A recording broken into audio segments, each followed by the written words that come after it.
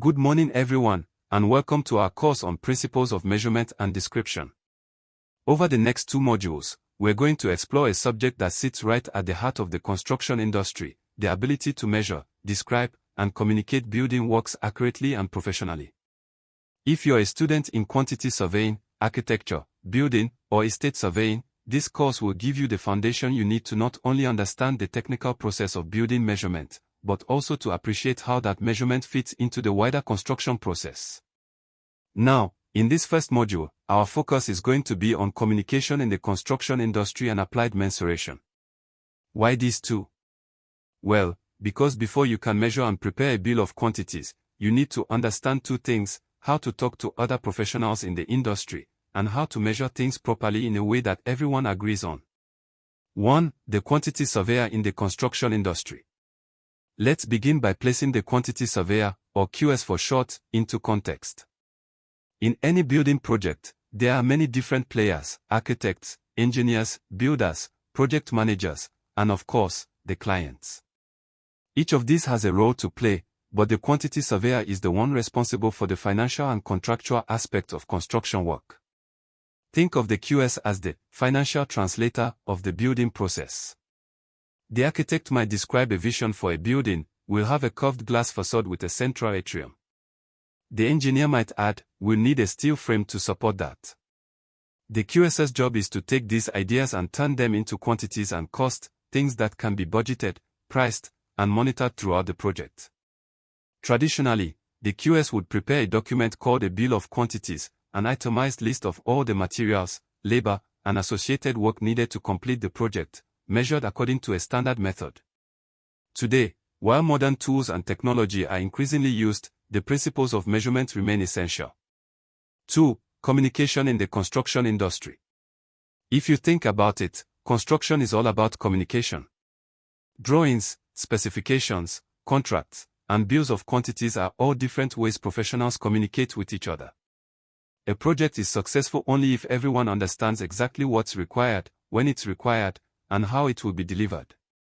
2.1 Formal communication channels. In the construction industry, formal communication is essential. This includes written correspondence such as letters, contracts, formal meeting minutes, technical drawings, and specifications. Formal channels ensure that there is a permanent record of decisions and instructions. For example, if a client requests a change to the design, that request should be put in writing, confirmed, and agreed upon by all relevant parties. 2.2 Informal communication. Equally important is informal communication, the day-to-day discussions on site or quick phone calls to clarify small details. While informal chats can resolve issues quickly, it's important to follow them up with a formal confirmation to avoid misunderstandings. 2.3 Why communication matters for measurement. In measurement, communication is key because if there's any confusion about the dimensions, materials, or quality of the work, it can lead to costly mistakes. Imagine if you measure in meters, the supplier assumes feet, and the builder orders materials in yards. You can see how a small communication gap can become an expensive problem. 3. The Building and Engineering Standard Method of Measurement, BSMM3.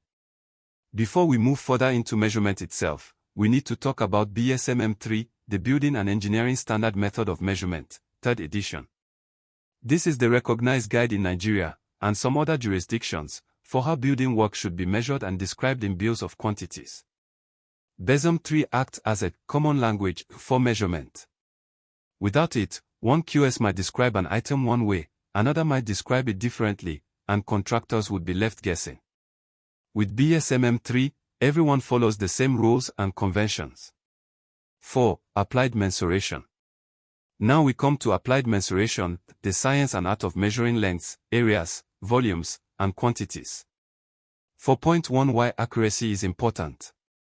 When you're measuring for a bill of quantities, accuracy is not just about being neat, it's about ensuring the contractor is paid fairly, the client is charged correctly, and no disputes arise.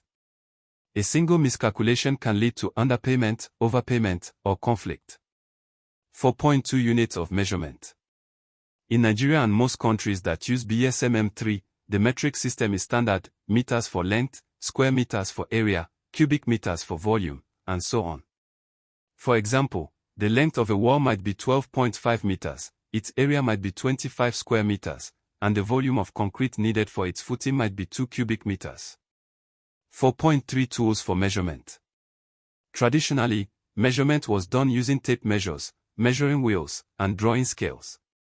Today, digital tools like laser distance meters and CAD software are common. Regardless of the tool, the principle remains the same: measure carefully, record clearly, and double-check your work. Transition to Module 2. That brings us to the close of Module 1.